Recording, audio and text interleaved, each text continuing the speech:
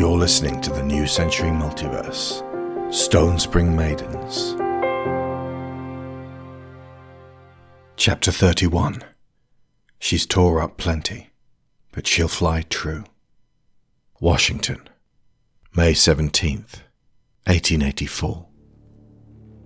Later, the pair sat together in the hangar. Penny's fiancé was quietly entranced, processing everything that had happened over the past few days. The Elaine made sure Harry was sitting comfortably and stayed hydrated in her drifting state, as over the course of the afternoon, many familiar faces gathered. Nikola Tesla, Jeremy Pines and Donald McTavish arrived. Truth sat down on the other side of her sister, soon to be joined by Master Yagyu and Agent Lee. Then came Executive Assistant Director Laura Graham, Surgeon General Julius Kaufman, Captains Samuel Tudor, Ron Harris, and Harriet Blaine, Corporals Higgins, Brent, and Hillary, Private Patterson, a whole host of NIA agents whose names have not yet been spoken, Chester, and a travel-weary operative with a husky in tow, both of whom had recently returned from England. Rebecca Wolverton and Rafe sat at the periphery, shortly to be joined by Raven. Finally, Ganny, Attar, and Donna Madrigal were brought in. Like Penny, they had been officially summoned with the paperwork to prove it. Harry emerged, recognizing so many of these old faces, and glanced around, blinking, a little bewildered. Penny touched the dreaming lady's hand gently as she returned to this world above, and Arlington smiled broadly to see her in it. Catherine stepped out in front of the seated group and spoke in brisk, authoritative tones. Officially speaking, this meeting we're about to have will never have taken place. This location is secure, and every one of us is trusted by myself and my senior staff. Some of you will know what the words binary dawn entail. 9 months ago, in August 1883, a deal was struck between representatives of America, including myself and President Grant, and representatives of the greater Majestrix Empire, including Empress Bellanova and High Admiral Hera Rubinox. Harry and Penny glanced across towards Attar, who shifted uncomfortably as Catherine went on. The core purpose of the agreement was a mutually beneficial treaty between our two worlds and two species. What we got out of it would be the weaponry to eradicate the Wendigo, and what they got out of it could be a scientific and medical solution to paperbone, a debilitating disease which has been on the rise in their civilization for many decades now. In other words, two sets of people saw each other and considered ways to overcome their own pandemics through unifying their strengths.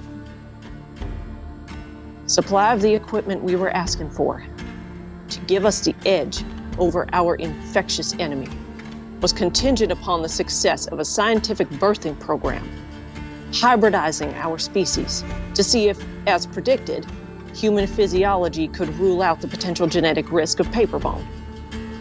9 human women and 9 human men were chosen for these trials, with corresponding opposites on the Elaine side. Should these infants be born with a generally healthy state of being and a reduced incidence of paperbone, it would be pronounced a success and further steps could be taken. As it transpires, Binary Dawn did indeed produce positive results, with nearly every infant emerging strong and healthy. However, our side of the agreement came into question when it transpired that in recent months, Senator McPherson, in anticipation of the presidential victory, arranged new terms with as yet persons unknown on the Elaine side.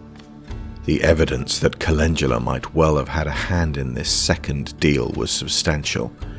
Now it was Penny's turn to feel ruffled and critically observed. We don't know the precise terms of what these Elaine were promised by McPherson yet, but it seems like we're in danger of occupation. And I can't ignore the parallels with the forced birthing of Green Hollow. That was an aspect which the individual known as Mr. White was understandably wary of, though he and I differed on our faith in a positive outcome to the agreement. Last night's attack on both Langley and Gabriella stemmed from his desire to shut down the program. Due to the intervention of several brave people, this potentially inflammatory incident was intercepted, and White has been neutralized. Do you mean killed, Frau Director? Asked Dr. Kaufman. We recovered his armor and seized control of his base of operations. Catherine replied, glancing at both Truth and Harry. My best professional guess is that we shall not see Mr. White again. As I was saying, due to the efforts and sacrifices of many brave people, a massacre was averted, and Binary Dawn continues on to its next phase. However, the National Intelligence Agency is now nothing to do with that arrangement. And here a severity crept into Catherine's voice. We have been shut out, and it is in the hands of President Incumbent Henry McPherson and his Secret Service. The transition of power has been swift. Too swift for this new information about his dealings to unseat him from the role of Commander-in-Chief. Right now, President Riley is in the process of handing over the White House and the transfer of old staff to new. But that's treason! Captain Tudor cried out. McPherson has been conspiring with our allies. Catherine stated firmly. And we can take it to the Supreme Court and attempt an impeachment. But the outcome will most definitely remain in question. The greater decision about what's to be done now rests upon the shoulders of those of us in this room. Most of us won't keep our positions for long. And we are now looking at an America that is quite different to how it was under Grant, with the Arlingtons running the NIA. Most of us are about to become civilians in a land run by a man who may well cede the territories of the new Confederacy to end the war, relinquishing the call for unity. We know he seeks to wipe the Wendigo off the map with new weapons. So that's what our army will be doing. But we also know the disturbing lengths he will go in order to secure that power. Not to mention the hidden intentions of his opposites on the Elaine side. Catherine paused, and a hushed tone came over the room as she mustered her greatest conviction. Americans are facing a period of tyranny. Everything our Constitution was set up to avert is now coming to pass. Those people need a strong, unified force to stand up to this injustice and self-invested manipulation of power. This nation and its people need a resistance. And as of right now, I am drawing the line here. Anybody who does not wish to be part of this movement, you are free to leave. We will thank you for your time, and you will not hear from us again. Nobody got out of their seat. Then it's settled. Officially speaking, we continue running the NIA as we have been, until such time as we are relieved of duty. In the meanwhile, we shall establish a new agency, using what is left at our disposal and everything we have learned. Where will we go? Asked Harry. It's a big nation, and what McPherson seems to miss is that it stretches far beyond the District of Columbia. So I would suggest we go outwards, which brings me to our trusted guests from Autumn. The quartet of Elaine reacted as those assembled now turned to look at them. I can't and won't ask you to conspire against your own people. But we need to gather allies on the Autumn side, and we need sharp eyes and ears over there, so that we know what's coming. Because I have a feeling It's going to be big. We will do everything we can to help, said Donna firmly.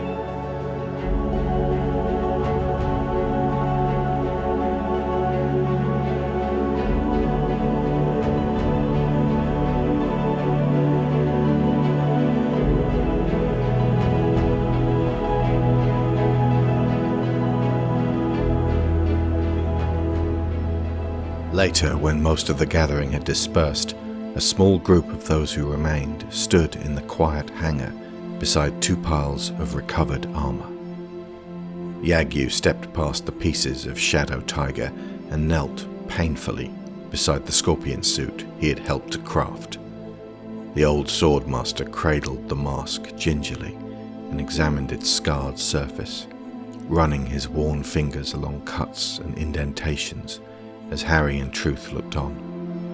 "I am gravely sorry that I kept this from you," he said softly.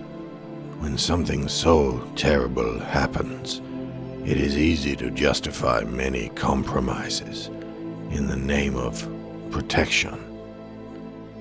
But I hoped, perhaps, that some good might come of his actions." He pulled himself upright with a little help from Agent Lee, who steadied herself on a new walking cane. "I will never withhold the truth from either of you again." For my part, said Lee, I recall a day, long past, when you two were not yet women. I pledged my loyalty to your father, and I dedicated myself to his work. She gazed at the pair of them, her unwavering eyes and solemn expression, windows upon this moment. And I found the limits of that loyalty ended at the point where he could no longer see daylight. She clasped her hands together in dignified fashion, leaned forward and bowed her head. Now you are women, and your father is gone. If you will allow me, and if you trust me, I would like to extend to you that same loyalty, and serve in the best way you deem for me. Truth's intense demeanor suggested a measure of supreme restraint. I read the reports on last night. You both helped avert a disaster, and I have little reason to believe we cannot trust you now. She glanced up at her sister. Harry, your thoughts? What do you mean? Do we trust them? Or do we need them? First one, then the other. Alright then. Both. That's settled then. I'm mad you didn't tell me. Harry continued. But I don't even know what I would have done. What I would have thought. If you had.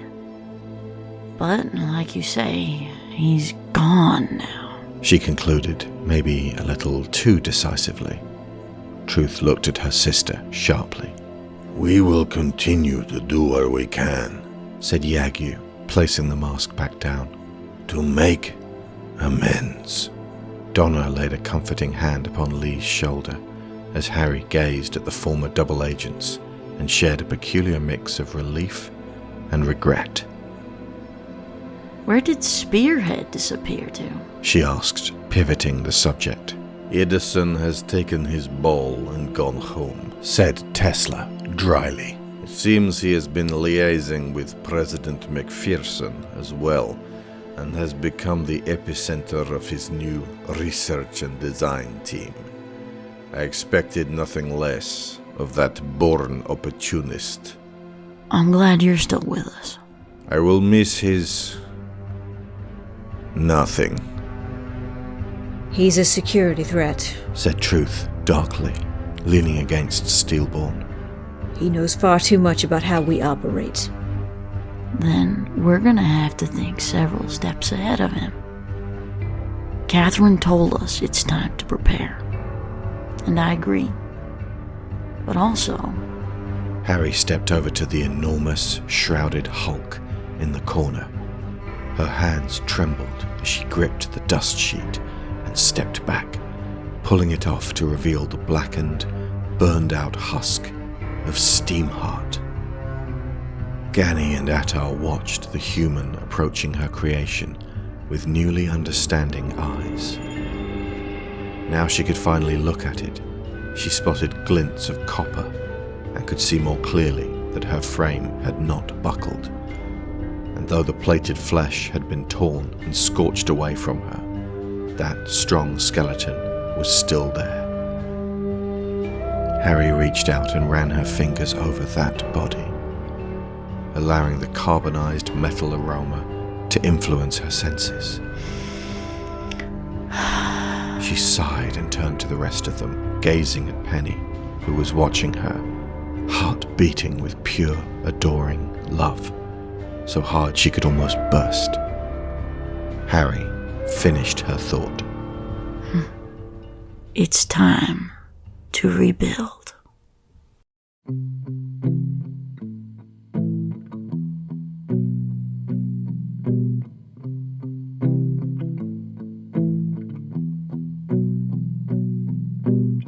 She's a good old girl, a good old girl. She's lived too long and seen too much, all over scabs and scars and such. But she's a pretty girl, kinda pretty girl. If you cock your head and squint, if you recognize the prince of space and time, doing what they do, shepherding her through space will slow her stride, time will turn her tide. It's far too much to take, but my girl don't know when to break, so she'll make a way.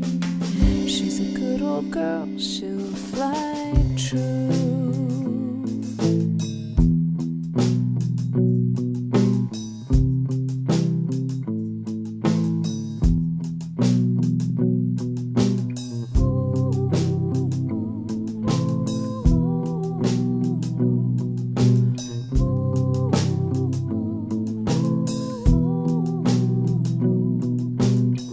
Her structure's sound, her clock is wound. Through mistreatment and neglect, she'll give whatever she's got left. And she's run aground, she's run aground, but on the weakest breath of wind, she'll up and navigate the din of love and lies, doing what they do, shepherding her through.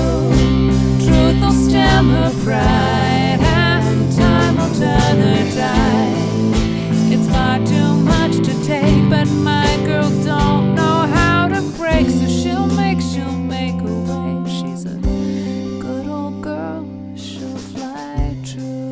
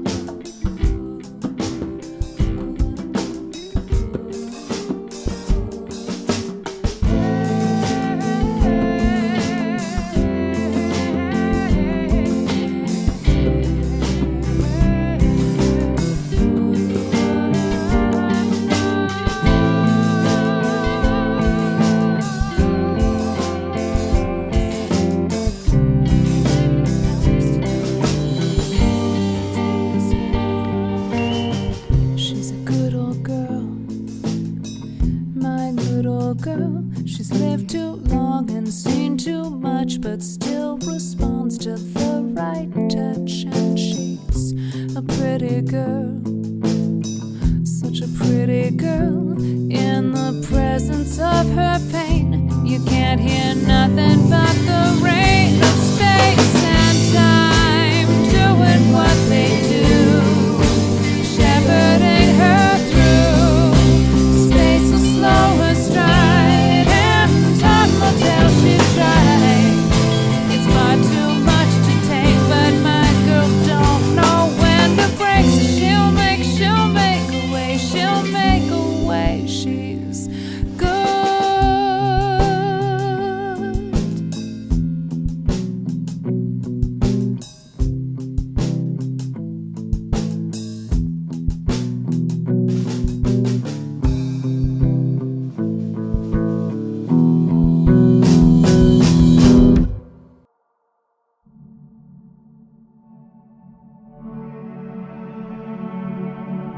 You have just finished listening to Stone Spring Maidens, written, edited, and directed by Alexander Shaw. Harry Arlington and Blanche Manford Stokes, performed by Loretta Saylor. Penthesily Renwick, Truth Arlington, and Laura Graham, performed by Theo Lee. Ganymede Ferron and Frederick Arlington, performed by Felix Quist. Attar Rubens and Jace, performed by Orion Richardson. Catherine Holloway, Amiel, Stunning Lady, and High Admiral Hera, performed by Maya Suris. Calendula Renwick, Agent Li Ying Long, and Abigail Gray, performed by Sharon Shaw.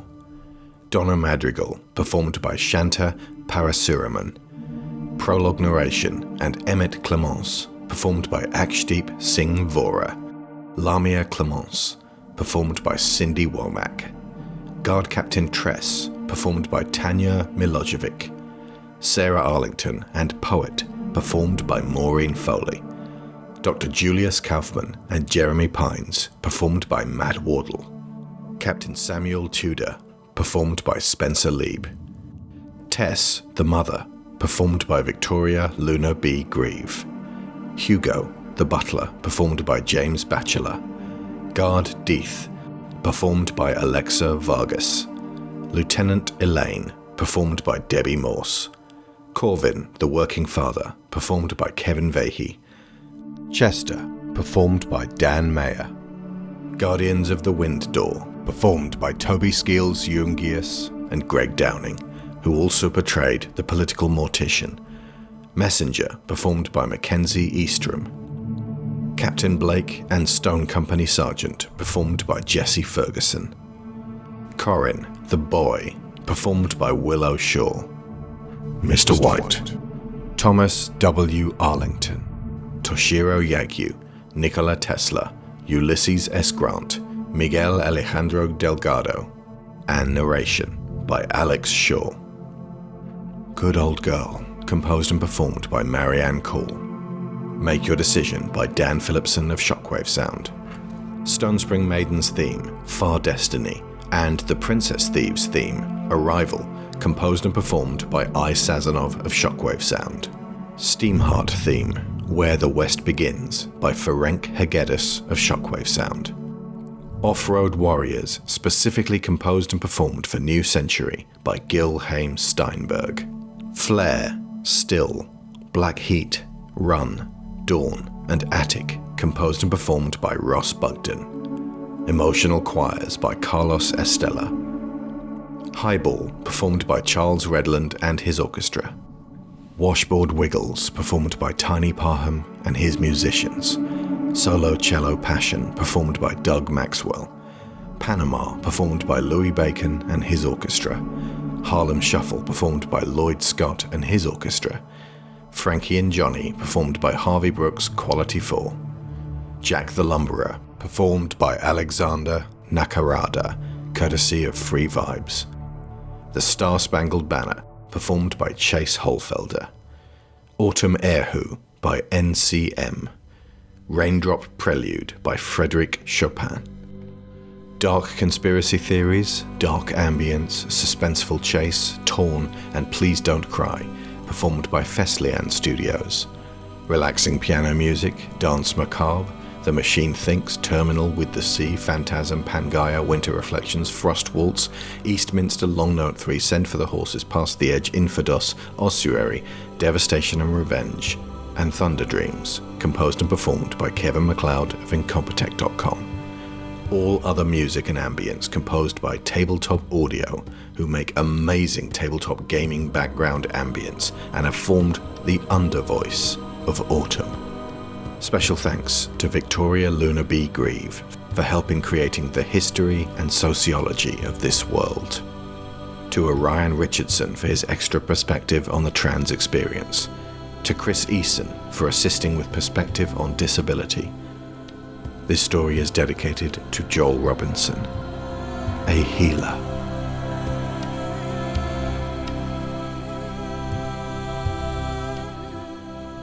Harry and Penny Arlington will return.